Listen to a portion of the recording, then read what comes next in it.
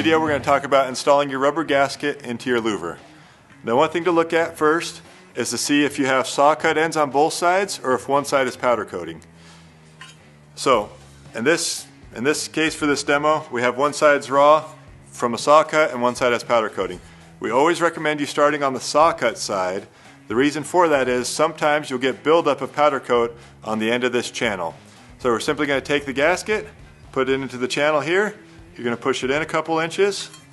Simply peel the very end up to keep part of it in the channel. And this just gives you something to grab onto. You grab it, you pull it through, just like this. And then you're going to pull it past the point so that's overhanging a couple inches. The longer the louver, the more you're going to want to let it overhang. And the reason for that is, as I'm pulling this, it's stretching the whole thing out. And over the next day or so, this rubber gasket is going to want to naturally come back to its original size, so it's going to shrink up. So definitely leave a couple inches. If it's only an 8-foot louver, you might only need to leave 2 inches. If it's a 16-foot louver, you might want to leave 4 or 5 inches initially because it's going to shrink. The other thing to remember is this gasket needs to be sloping towards the louver. So the water, any water that gets through the drip edge or anything will run back into this channel.